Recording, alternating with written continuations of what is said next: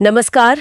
आज हम बात करेंगे डॉक्टर APJ अब्दुल कलाम की और उनकी आत्मकथा अग्नि के पंख यानी विंग्स ऑफ फायर के कुछ हिस्सों पर। हाँ बिल्कुल, ये किताब उनके जीवन की एक प्रेरणादायक झलक देती है। सही कहा। तो आज हम इन अंशों के जरिए कलाम साहब की जिंदगी की खास घटनाओं, उनकी सोच और उनकी विरासत के अहम पहलुओं को समझने की कोशिश करेंगे। सोचिए, एक शख्स जो रामेश्वरम जैसे छोटे कस्बे से निकला और भारत को स्पेस और मिसाइल टेक्नोलॉजी में इतनी ऊंचाइयों तक ले गया। चलिए जरा गहराई से समझते हैं इसे। बिल्कुल। तो डॉक्टर कलाम की शुरुआत तो बहुत ही साधारण थी। 15 अक्टूबर 1931 रामेश्वरम में जन्म। परिवार पिताजी नाव चलाते थे जी। लेकिन कहते हैं ना कि प्रतिभा किसी माहौल की मोहताज नहीं होती।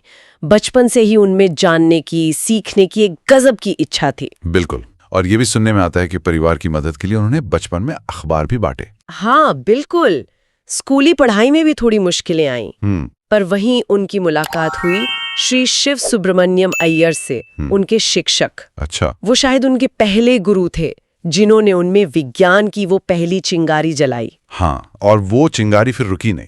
उनकी पढ़ाई की लगन देखिए, वो मद्रास इंस्टीट्यूट ऑफ टेक्नोलॉजी तक पहुंचे, एरोनॉटिकल इंजीनियरिंग की पढ़ाई की। यहीं से उनके सपनों की उड़ान शुरू हुई। सही कहा। बिल्कुल, यहीं से पंख लगे। और उनका वो मशहूर कोट भी है, उनकी किताब में भी आता है कि सपना वो नहीं जो आप नींद में देखते हैं, सपना वो है जो आपको सोने ना दे। कितनी सच बात है। एकदम। ये सिर्फ कहने की बात नहीं थी, ये उनके जीने का तरीका था।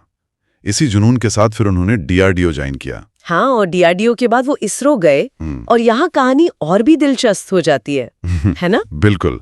इसरो में उनका योगदान बहुत बड़ा है। खासकर SLV-3, भारत का पहला पूरी तरह से स्वदेशी सैटेलाइट लॉन्च व्हीकल।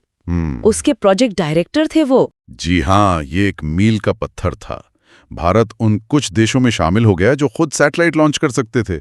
आत्मनिर्भरता की तरफ एक बहुत बड़ा कदम। बहुत बड़ा। फिर वो वापस DRDO आए और मिसाइल डेवलपमेंट प्रोग्राम संभाला। हाँ, IGMDP, integrated guided missile development programme.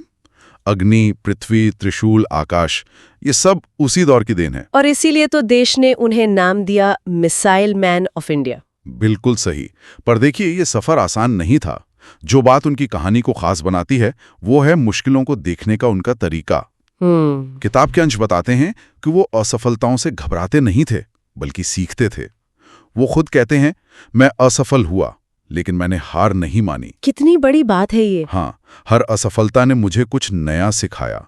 इसमें एक गहरी सोच है कि नाकामी अंत नहीं बल्कि सीखने का एक मौका है। सही। ये नजरिया शायद उनकी टीम के लिए भी बहुत मायने रखता होगा। निश्चित रूप से।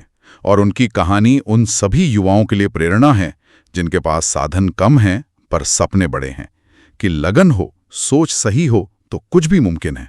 हाँ, और ये सोच सिर्फ लैब तक ही नहीं थी। डॉक्टर कलाम वैज्ञानिक तो थे ही, पर दिल से एक शिक्षक भी थे। बिल्कुल। बच्चों से, छात्रों से उनका जुड़ाव कमाल का था। राष्ट्रपति रहते हुए भी 2002 से 2007 तक, और उसके बाद भी उनका सबसे पसंदीदा काम था पढ़ाना, युवाओं से बात करना। वो मानते थे कि देश का भविष्य क्लासरूम में बनता है। सही। और उनकी पूरी विरासत इसी सोच पर टिकी है। देखिए ना, कितनी बड़ी बात है कि उनका निधन भी 27 जुलाई 2015 को शिलांग में IIM के छात्रों को लेक्चर देते हुए हुआ, अपना सबसे पसंदीदा काम करते हुए। बिल्कुल। तो अगर हम देखें, अग्नि के पंख का निचोड़ यही है कि हालात चाहे जैसे हों, अगर हिम्मत है, लगन है, तो साधारण इंसान भी असाधारण बन सकता है। हाँ। उनकी जिंदगी ज्ञान की ताकत और सेवा के जज्बे की मिसाल है। तो ये थे अग्नि के पंख से जुड़े कुछ अहम पहलू। एक ऐसा सफर जो दिखाता है कि कैसे पक्का इरादा और कड़ी मेहनत किसी भी सपने को हकीकत बना सकते हैं। डॉक्टर कलाम की कहानी वाकई सादगी, समर्पण और सपनों की उड़ान की कहानी है। बिल्कुल सही कहा। और उनकी कहानी आज भी एक सवाल छोड़ जाती है जिस पर सोचना चाहिए। क्या सवाल?